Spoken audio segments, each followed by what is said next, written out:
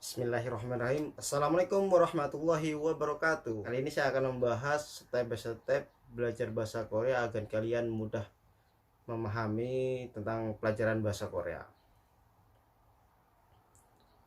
Video ini dikhususkan untuk CTKI ke Korea yang pengen kerja ke Korea. Video ini saya tujukan untuk kalian karena kemarin ada yang tanya, belum pertanyaannya seperti ini. Saya agak lupa. Setelah bisa membaca Hangul, step apa lagi ya yang harus dipelajari agar belajarnya berurutan gitu. Jadi saya step by stepnya saya urutin agar kalian mudah memahami bahasa Korea, agar menghafalnya juga mudah. Step by stepnya akan saya sebutkan. Saya sudah membuat ringkasannya agar tidak salah urutannya. Nanti kalau salah urutannya kalian susah juga ya. Yang pertama itu harus bisa membaca Hangul. Sudah abjad-abjadnya itu sudah membaca A I U E O nya itu Y Yo ya seperti itu tuh udah mengerti ya, udah bisa membaca. Yang pertama itu intinya itu udah menghafal, udah bisa menghafal itu, membaca itu. A itu seperti apa, B nya seperti apa, C nya seperti apa, D nya seperti apa, itu harus dihafalin. Itu mudah kok.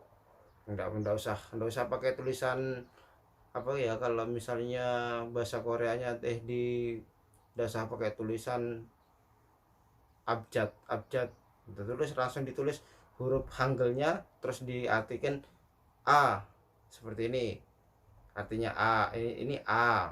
B tulis saja hurufnya B, bisa ditulis abjadnya, itu susah nanti kalau abjad pakai bahasa Indonesia itu malah susah kalau menurut saya. Terus yang kedua menghafal kosakata. Kalian sudah tahu hurufnya, kalian harus yang step kedua kalian menghafal kosakata, dihafalin kosakatanya.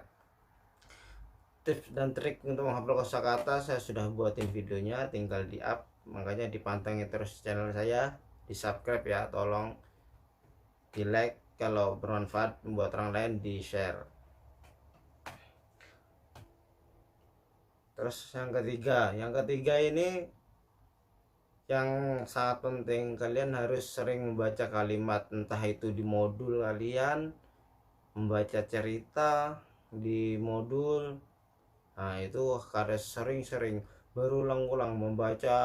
Kalau sudah membacanya lancar, itu menghafalin nanti malah lebih mudah. Kalau sudah bisa membaca secara lancar, nanti menghafalinya lebih mudah.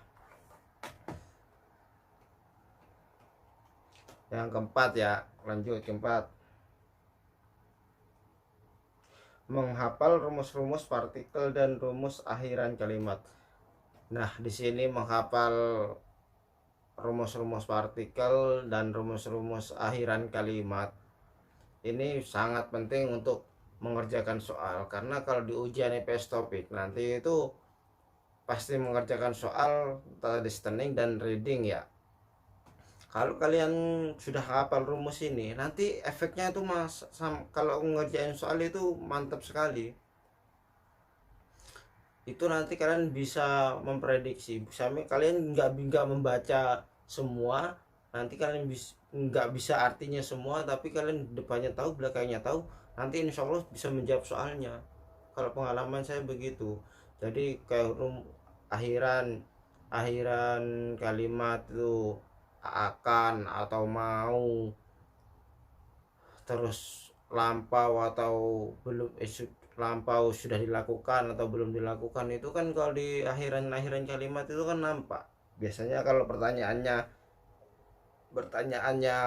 akan kan jawabannya akan, kalau misal pertanyaannya lampau nanti jawabannya kan juga lampau juga. Itu bisa menunjang. Misalnya ada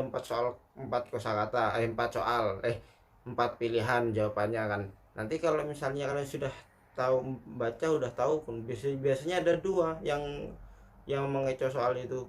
Yang lampau sudah dua, yang betul-betul salah itu enggak ini apa yang bukan kriteria jawaban gitulah. Nanti di empat jawaban itu pasti ada dua yang benar-benar bukan buat jawaban gitu. Terus sama 5, kalian sudah bisa membaca lancar, sudah tahu rumus-rumus partikelnya, macam partikel tadi maksudnya yang non real, nah gitu. Subjeknya itu kalian harus bisa belajar mengartikan kalau sudah belajar membaca. Terus kalau mengartikan ini kalian harus benar-benar dipahami ya, partikel ini subjeknya di sini, kata kerjanya ini apa akhirannya ini ya, itu kalian harus benar-benar bisa mengartikan itu. Kalau sudah bisa mengartikan itu nanti lebih mudah lagi ngerjain soalnya gitu ya. Selain belajar mengartikan ini penting. Kalau kalau misalnya kalian mengartikannya lama, nanti ngerjain soalnya juga lama. Kalau kalian mengartikannya cepat, nanti apa namanya lebih mudah untuk untuk mengerjakan soal. Kalau mengartikan ini, kalau kalian sering belajar mengartikan, nanti apalan sampai kalian semua ini pasti akan lebih melekat di otak kalian kalau sering-sering mengartikan. Karena apa namanya, kalau menghafal kosakata cuma dihafal aja tapi nggak dipraktekkan untuk membaca, nggak dipraktekkan untuk ditulis, nah itu apa namanya nggak bakal lama yang katanya. Apalagi sering, apalagi jarang diulas itu akan lama yang katanya, kalau menurut saya pribadi loh ya. Tapi enggak, kalau buat pengalaman pengalaman teman-teman yang lain kurang tahu, ini pengalaman saya seperti itu. Terus nomor 6, belajar mengerjakan soal. Belajar mengerjakan soal ini harus benar-benar sering. Kalau udah lancar, sudah bisa menghafal, ada kosakata yang sudah bisa dihafal, partikel-partikel yang sudah tahu semua, yang nomor yang kelima tadi sudah dikerjakan, kalian harus sering-sering mengerjakan soal. Udah mengerjakan soal, terus sudah pinter ngerjain soal, nanti pas semakin cepat kalian durasi saat satu soal ini kalian mampu berapa menit. Nanti kalau di ujian PS topik itu nanti ada berapa soal kalian waktuin, nanti waktu kalian cukup enggak, kalian udah pantas belum buat ngerjain soal ini gitu. Bener-bener harus, kalau misalnya masalah ngerjain soal ini harus cepat, teliti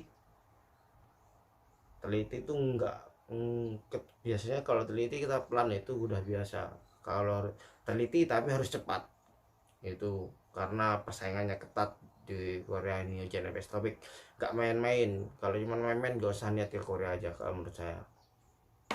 Terus yang ke-8, ini udah ini, kalau masalah readingnya ini udah bisa menguasai semua.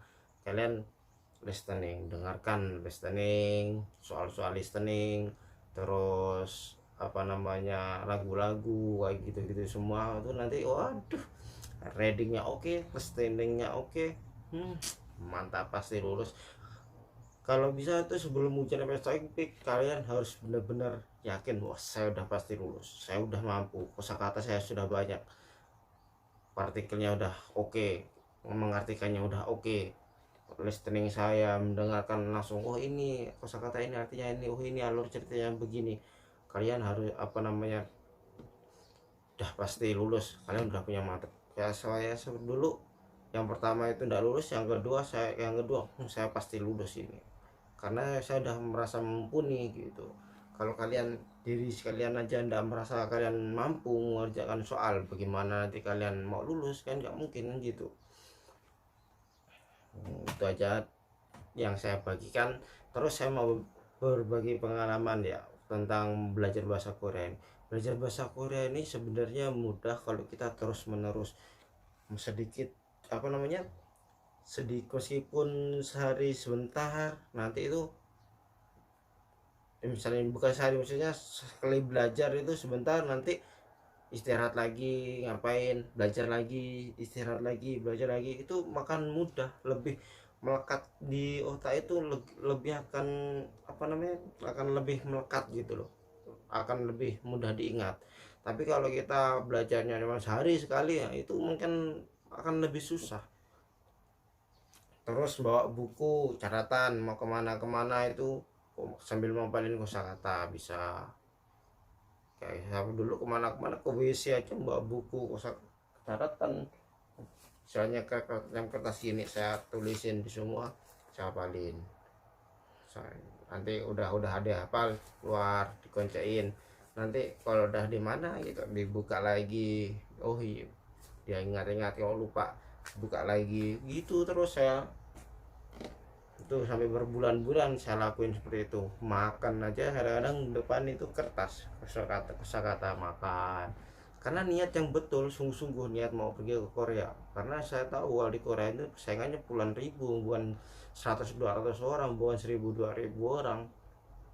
Ingat, kalian udah malas belajar langsung ingat, wah 25 juta gajian di Korea. Ingat itu tujuan kalian, nggak usah munafik, kita pasti pengennya duit kan, gajian kerja di Korea. Dan sekali malas lagi, oh 25 juta, wes plus semangat lagi kerja yang kerjanya apa yang hafalnya, malas lagi 25 juta, semangat gitu. Jadinya semangat kalian, jangan nggak ada sama malas-malasan.